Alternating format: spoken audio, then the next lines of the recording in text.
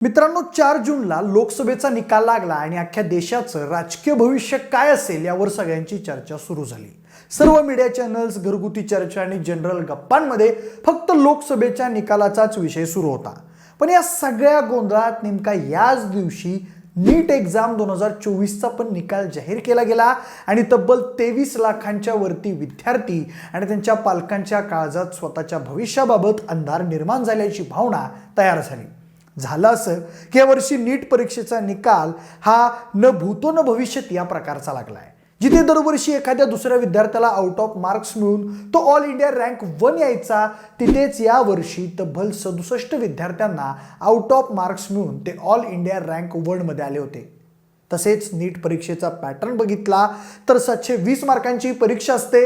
Negative marking असलेल्या या परीक्षेत कुठल्याही विद्यार्थ्यांना 718 किंवा 717 मार्क्स मिळू शकत नाहीत.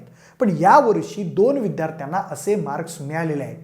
तसेच या परीक्षेत पेपर फुटीसारख्या घटना घडल्याचा आरोप देखील केला जातोय.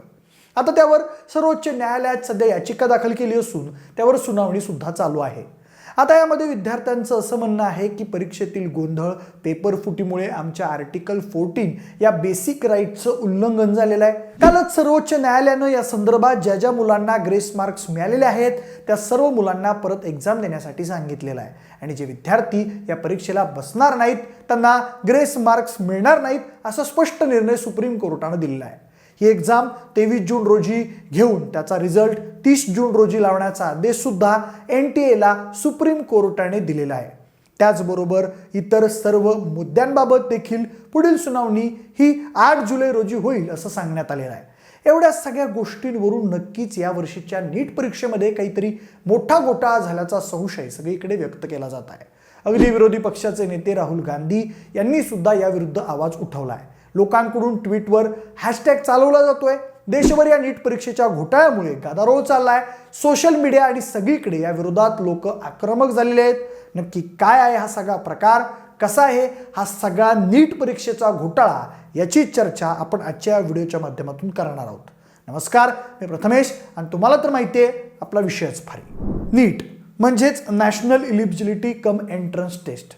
देशभरातल्या सरकारी तसेच खाजगी संस्थांमध्ये MBBS, BDS तसेच इतर संबंधित अभ्यासक्रमाच्या प्रवेशासाठी घेतली जाणारी ही परीक्षा असते.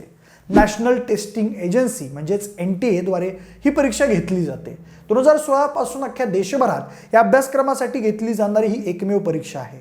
त्यामुळे या परीक्षेचं महत्त्व विद्यार्थ्यांसाठी किती महत्त्वाचं आहे याचा अंदाज आपण लावू शकतो. यावर्षी परीक्षा 5 मे रोजी झाली होती. तब्बल 20 लाखांच्या वरती मुलं या परीक्षेसाठी बसली होती.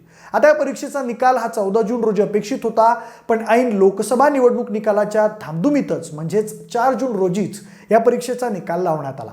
आता तसं तर तब्बल 10 दिवस आधी निकाल जाहीर करण्याचं काहीही कारण नव्हतं, पण निवडणूक निकालामध्ये या निकालाकडे कोणाचंही लक्ष जाणार नाही आणि यातील घोळ कोणाच्याही सहज लक्षात येणार नाही आणि हा स्कॅम असाच सहज लपवला जाईल असं वाटल्यामुळे याचा रिझल्ट आधी लावला गेला असं काही लोकांचं म्हणणं आहे. मुळात आपण आधी चर्चा केल्याप्रमाणे बऱ्याचशा संशयास्पद गोष्टी या निकालामध्ये आहेत असं अनेकांचं म्हणणं आहे. म्हणूनच या विरोधात अनेक विद्यार्थी सुप्रीम कोर्टात सुद्धा गेलेले आहेत आणि सुप्रीम कोर्टाने कालच निर्णय दिला. आता विद्यार्थ्यांची या परीक्षेबाबत नेमकी काय काय तक्रार आहे हे आपण पाहूयात. सगळ्यात महत्त्वाचं म्हणजे यावर्षी तब्बल 67 विद्यार्थ्यांना 720 पैकी 720 मार्क्स मिळाले, जे की अशक्यप्राय आहे. या आधीच्या एक्झाममध्ये 2023ला 2 लोकांनी टॉप केलं, त्यांना 720 पैकी 720 मार्क्स मिळाले. 2022ला 715चे 4 टॉपर्स होते. त्या वर्षी एकाही विद्यार्थ्याला 720 मार्क्स मिळाले नाहीत. 2021 मध्ये 3 लोकांनी टॉप केलं होतं, त्यांना 720 मार्क्स मिळाले होते आणि आता अचानक तब्बल 67 लोकांना 720 मार्क्स. हे कसं शक्य आहे? यामध्ये नक्कीच काहीतरी काळबेर आहे असा विद्यार्थ्यांचा आक्षेप आहे. नीट परीक्षेच्या पॅटर्ननुसार 720 मार्कांची परीक्षा असते. 180 क्वेश्चन्स अटेम्प्ट करायचे. त्यापैकी बरोबर उत्तराला 4 मार्क्स तर चुकीच्या उत्तराला 1 मार्क्स. म्हणजेच निगेटिव्ह मार्किंग असलेल्या परीक्षेत कुठल्याही विद्यार्थ्याला 718 किंवा 717 मार्क्स मिळू शकत नाहीत. पण यावर्षी 2 विद्यार्थ्यांना असे मार्क्स मिळालेले आहेत. हेही संशयास्पद आहे. 67 मुलं जी पैकीच्या पैकी मार्क मिळून टॉपर आहेत, त्यापैकी एकाच परीक्षा केंद्रावरील तब्बल 6 मुलं ही टॉपर आहेत. हेही संशयास्पद आहे. निकाल हा लवकर म्हणजेच 4 तारखेला का जाहीर करण्यात आला? हा सगळा स्कॅम लपवण्यासाठी तर हे सगळं केलं नाही ना, अशी शंका आहे. बिहार पटनामध्ये तर 4 मुलांना पेपर चालू असतानाच पोलिसांनी अटक केली. त्यांना 1 दिवस आधीच पेपर मिळाल्याचं त्यांनी कबूल केलं. ही अशी सेम परिस्थिती राजस्थान आणि हरियाणामध्ये सुद्धा झाल्याचं कानावर येत आहे. एकूणच नीट परीक्षेचा पेपर सुद्धा लीक झालेला आहे असं म्हणता येईल. काही मुलांना ग्रेस मार्क्स देण्यात आले. ते ग्रेस मार्क्स कोणत्या आधारावर दिले? बरं, महाराष्ट्रात का नाही काही विद्यार्थ्याला ग्रेस मार्क्स मिळाले? एनटीएच्या प्रॉस्पेक्ट्समध्ये कुठेही ग्रेस मार्क्स बद्दल उल्लेख नाही. मग अचानक हे मार्क्स कसे दिले गेले? त्याचा नेमका फॉर्म्युला काय? अख्ख्या देशभरात किती मुलांचा टाइम लॉस झाला होता? मग फक्त 1563 मुलांनाच ग्रेस मार्क्स का? कोणत्या आधारावर हे मार्क्स त्यांना देण्यात आले? याबद्दल कोणतंही स्पष्टीकरण एनटीए मार्फत देण्यात आले नाही. एनटीएच्या वेबसाईटवर पहिल्या 100 मुलांची लिस्ट जाहीर केली जाते. त्यात काही जणांची आडनावं व्यवस्थित नाही आहेत, काही जणांची आयडेंटिटी व्यवस्थित समजून येत नाही आहे. याच सारख्या अजून अनेक तक्रारी विद्यार्थ्यांच्या परीक्षेबाबत आहेत आणि ते या सर्व तक्रारी घेऊन सुप्रीम कोर्टात सुद्धा गेलेले आहेत. आता यावर एनटीएकडून काय स्पष्टीकरण देण्यात आले हे आपण पाहूयात. म्हणजे एनटीए म्हणते की यावर्षी एक्झाम सोपी होती, त्यामुळे जास्त लोकांना आउट ऑफ मार्क्स मिळाले. 2 विद्यार्थ्यांना 717 आणि 718 मार्क्स मिळाले कारण त्यांना ग्रेस मार्क्स दिलेले आहेत. काही प्रश्नांची 2-2 उत्तरही बरोबर होती, त्यामुळे मार्क्स जास्त प्रमाणात वाढले. यावर्षी विद्यार्थ्यांच्या संख्येत 16 ते 17% वाढ झाली, त्यामुळेही चांगला रिझल्ट लागला. परीक्षेमध्ये कुठल्याही प्रकारची गडबड न होता परीक्षा एकदम ऑथेंटिक पद्धतीने झालेली आहे, अशा पद्धतीचा खुलासा एनटीएने या सर्व गोंधळाच्या पार्श्वभूमीवर केलेला आहे. पण आता या सगळ्यांवर सुप्रीम कोर्टाने नेमकी काय भूमिका घेतलेली आहे हे पाहणं सुद्धा महत्त्वाचं आहे. सुप्रीम कोर्टानं विद्यार्थ्यांच्या याचिकेवर सुनावणी करताना एनटीएला खडेबोल सुनावून ज्या ज्या विद्यार्थ्यांना ग्रेस मार्क्स मिळालेले आहेत त्या मुलांना परत एक्झाम देण्यासाठी सांगितलेलं आहे आणि जे विद्यार्थी या परीक्षेला बसणार नाहीत त्यांना ग्रेस मार्क्स मिळणार नाहीत असं स्पष्ट केलेलं आहे. परीक्षा पूर्णपणे ऑथेंटिक करून घेणं ही एनटीएची जबाबदारी आहे, याची एनटीएला आठवण करून दिलेली आहे.